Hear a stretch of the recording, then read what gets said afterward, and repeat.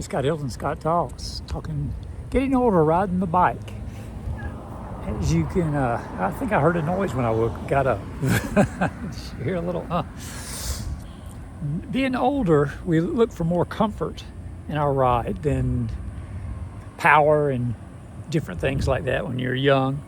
You know, we're not 20 anymore, 30 years old.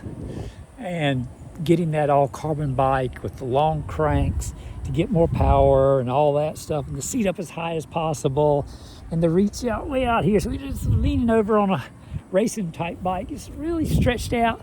It's just been all over. That's not going to happen anymore, you know? It's just, we got to be a little more practical, more comfortable. We got to get out there and ride, get flexible, stay flexible. How you doing?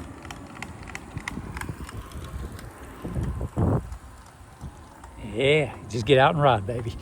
That's what we got to do. We got to stay fit as much as possible. I mean, we're shrinking all the time. The little soft tissue in our backbone is slowly dropping just a little bit. But when you combine that with every bone in your neck and back, that little bit, that little baby bit, it just shrunk, suddenly adds up to this one, this one, this one, this one, this one, and you lost an inch, right? So suddenly that bike fit, you're looking at getting a bike and you're online, and you're like, oh, this is good for someone that's 6 feet tall. You're like, I'm 6 feet tall. Then you measure yourself in stocking feet, or you go to the doctor and they measure you and they say you're 5'11", and you're like, what? No. Or you're standing next to one of your kids and they're all grown up. Dad, I did this to my dad. He was always an inch or two more than me. We're at this, an Asian restaurant, had mirrors all over the wall, beautiful place. And I'm standing next to Dad going, looking in the mirror, look at Dad. Dad, am I taller than you? You probably are. Been shrinking. And sure enough, I was. And I'm only like 6. You know, I'd tell people 6'1", but I figured I'm technically a little less. Now I'm 5'11 and a half at 65, you know? I was like at the doctor, like, oh, okay. So when I'm looking at the bikes, you know, and they say, this is for someone 6 feet tall. Maybe I need the next size under, you know? And I told the guy, I need one that's 5'11 and a half and shrinking. You know, what size would that be for this type of bike? You know, I got the Verve 2 because of the bar that went down, because I'm not as steady as I used to be. See, it slightly goes down. And slight down means I can hop off the seat, stand with my legs apart and not hit the damn bar. And comfort over speed. You know, you want a big, tall bike when you're young. And, you know, you're having more trouble getting up and over the bike. You have to just basically tilt it to one side real good, and you can throw a leg over, and you're good. But having it a little less of a bar with a little dip there, I like that. You know, some of you guys with specialty cranks, got those long cranks to get the long, you know, push. But as you get older, sometimes you want to order shorter cranks. You know, I haven't really worried about it. I dropped my seat just a touch to keep my hip from hurting, and it worked out fine. I don't have the flexibility. You know, when you're young,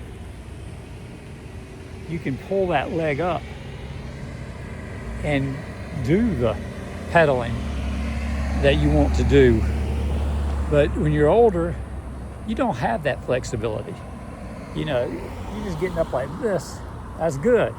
But to get up like that, you know, that's not happening. You know, you just want to be comfortable, and if your hip starts hurting, drop that seat a little bit. I don't care what the height you're supposed to be at. You know, you've done all the measurements, you've done it on paper. And, you know, if your feet, if you have the clipless pedals, which really have the clips, and they're telling you to clip in here, you may have to move that clip. You may need to get a pedal with an adjustment that can be adjusted so you can move it or drill a hole in your shoe or something if you have those clipless things. I just moved my foot on these. I've got the little spiky ones. I like it because it's dangerous. It can hit my leg and put holes in my leg. That's why I like it. But it doesn't slip as much, you know, because I had the plastic ones, and they had the little bumps on them, which was good for grip. But they weren't perfect. And I was riding, and I tried not to ride in the rain, but the grass was wet, and I threw my foot down. And of course, I was just kind of sitting up like this. And when I put my foot back on the pedal, it slipped off because it got wet. And I was like, oh, that's not good. So, and I'd read an article that they're almost as good as the clipless kind, for power. And I said, well, that's good for me, but technically I should just stay, I could have stuck with the plastic and been fine, just try not to get your feet wet, right? But I got it for both of my bikes. I got the metal. So I'm pretty stable with that. Sometimes it's hard to, you get on there and it's a good tight fit. They don't slide off as much. You want to put it more in the middle. If your foot or ankle or hips or anything's bothering you, just put it more in the middle. You have clipless, move the clip back a little bit so it's like this instead of like it was. And that may not be what they tell you to do, but when you get older, you look at that white hair, you want comfort. Comfort. Well, I have a little drink thing here. Comfort. Unsweet tea, you're supposed to cut back on sugar when you get old. You're supposed to cut back on salt when you get old.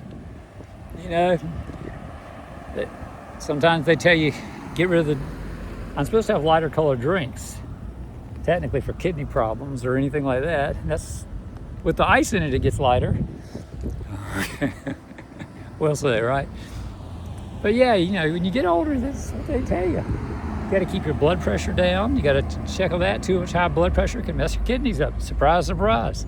So you got to keep your blood pressure down. You got to go to the doctor, get those blood tests, so they can tell you the good news. And you're like, but I got my water, stay hydrated, because when you're young, dehydration's still a thing. But you're drinking anything. The sports drinks, dark sports drinks, light sports drinks, you're supposed to be drinking the light ones. But water, water, water. You want water, water, water. I got this Gatorade thing. And what I like about it, although I'm not so sure how long this will last, it's got a flip top. And it pops up. You could douse your head if you wanted to. And then it flips down. So one time I popped it up out of the thing, I pulled it up out and it popped the top and I was like, whoa, don't do that. But it squirts. See, upside down, it's fine. Give it a squeeze, squirts. Pretty cool. So that's not bad. And it's just, and you can get the ones with the little pop top, you just pop it with your teeth. And you squirt and you push it back down and you put it back in your thing, hope not to get any bugs in there. That's a little extra protein there for you. My other one has a couple tools, some protein bars if I want a little snack. You need fuel. You're having butt problems on the seat. I've got a little divot here. Some of them have better divots. A better seat, this came with the bike, but a thinner seat with a bigger divot to help with the prostate area would be preferable, but they cost more money. And I haven't, I can stand up. A lot of professionals say they stand up every 10 minutes just to get off that seat. And a lot of them are going uphill and they're standing and pushing that power, and as you get older, you get more teeth. It gets easier to ride with the more teeth up hills. But, and you get more teeth because you need them going up the hills when you get older. You tell them, hey, change it a little bit. Give me some more teeth. And see, this one's got a lot of teeth right at the end. That's cool. I got one at the front. That way I don't have to worry about a derailleur crapping out on me. I had that problem with my I had it 20 years, so that's a good bike, Raleigh. But it got to a point where the derailleur kept messing up. And looking back on it, if I still had that bike, which would have been cool, I would have just deactivated it. I got to a point where I was fed up with it. I would have deactivated the derailleur. I'd have cut that wire, disabled it, so it never changed again. And I just kept it in one place. And it would have been fine. But never thought about that when I was younger. And I got rid of the bike, I gave it away. And just, we moved. And I was like, we got to get rid of this bike. We're not taking it with the move. And then I ended up inheriting a bike. And that's when I got started riding again, because I hadn't rode it forever, because it was a hard place. You could ride around the neighborhood, but that was about it. There was nowhere else to go. I like going places. And now I'm in an area where I can go places. They got golf cart trails. So I was like, well, sidewalks are good, or bike lanes are good. Most people just do bike lanes or ride on the street with traffic. I love if I'm on the sidewalk, sometimes I'll cheat and wide with traffic, and sometimes I'll go cheat and ride against traffic so I can see them coming at me, and I can see them making those quick right turns towards me into shops. So I prefer that. But then you're always looking at the intersection or the middle of the road for people making lefts. Now, hopefully there's a median there, so there's nobody making a left. But if there is, you have to kind of give it a little good notch to make sure nobody's making that big left turn right into you. And that's the same thing you got to do if you're riding with traffic. You got to look for the left turn people, the right turn people, the other right turn people you're heading into. Everyone's a problem, and you can't guarantee that they see you. And if their windows are glary, you can't see their eyes to see if they see you, or they read your mind. I mean, they may think, oh, you're staying, I'm going to go. And then you're like, they're staying, I'm going to go. Yield to the big tank that's that could kill you. Yield to them. You see a walker and you're cheating on the sidewalk. You know, I know some areas say no sidewalks. I think here in Florida, it's okay to ride on the sidewalk, but I always yield. I mean, if there's a golf cart, especially an older couple, yield, give them some room. I don't want to get hit. I had one, they told me to go ahead of them, you know, and I was going to go around the front of them, right? And their foot slips on the pedal and it lunges forward at me. And I was like, sheesh. So from now on, I go behind them. And the same with cars. If there's a car at the intersection there, getting ready to make a right turn, they pull a little ahead, and I'm going across, and there's a car there that I'm not going in front of that car. Half the time they're not looking at me. They're like this. They're looking at traffic. They're like this. They're looking. They may never have seen me. They may just be doing this, you know. And you can't trust them to slip off the pedal or whatever. The older they are, they could just keep going. So let's just I weave behind them, and then the other cars in line can see me, but they're not going anywhere. I can determine by the traffic coming that they can't make their right turn, but they may start inching out. You know, just go behind them. They're not going to hopefully back up. That would be bad. But they're ready. You know, you just kind of weave behind them and go beside them. If you have to stop and get off, if it's too close to the curb, stop and get off, or lean into that curb. You know, just get off. Get over on the curb and get off the bike. If you have to, pull the bike up on the grass. You know, yield. There are walkers coming. Yield to the poor walkers. Slow your butt down. You know, you scare them to death. If you pass them, you're hitting your bell, and they don't seem to respond because they're busy listening to music, or they got their head out going, what's that noise coming from those cars? A weird bell sound. They have no idea you're back there. Don't yield, slow up. If you pass them, say, how you doing? You know, be friendly, wave. But just do it slow, like you're just almost at speed walking by them. You don't want to scare them because if they decide to change direction at the last second, they think, oh, on your left, so I need to go left. And you're thinking, no, you're gonna have a big crash. You're going over the handlebars, and they're gonna get knocked down, and you're gonna hit them. You need to yield, be careful, you know, make sure they know you're there, and just take it slow so you can do an evasive move if you have to. Especially the golf carts, you know, just, how you doing? They're coming right at you. Just get in the correct lane for whatever country you're in. You're in America, you're on the right side on the golf cart path or whatever, or the sidewalk. If you can get off on the grass, watch out for that big groove. They edge, you know, the people that do the grass, they'll put big, deep edges. And sometimes the sidewalks drop off into the grass a little bit. So there's a thump there. You can crash. So if you get off on the side away from traffic, not on the side. You know, don't try to weave into the side with traffic on that side. Because if you crash and burn, you hit something weird and go over, you're going to fall into a car. So go the other way and crash into the grass. If something weird happens, your foot, if you get that tire in that groove, it's gonna lock up, and it's gonna throw you. You're not gonna be able. You're just gonna. So hit it at an angle. Slide in with an angle. The back and front tire. You got to go angle it. So, but you slow up. You can stop. I mean, don't look threatening or anything, but you can stop or kind of walk or get off and walk. How you doing? If you want to, if you feel like you need to, if it's real narrow. You know, walk the bike on the grass and you be on the sidewalk, you know, walking and let it walk by. And once they get it by, get your bike back on and go on. Be the one to yield. Cyclists have a crappy attitude, you know. People hate it when we run lights and do things that They're like, they don't even obey the traffic laws, assholes. And, people hate that. There goes a guy. He's zip. Got his backpack. You see the little groove? The speed bumps are back here, but they have openings for bikes.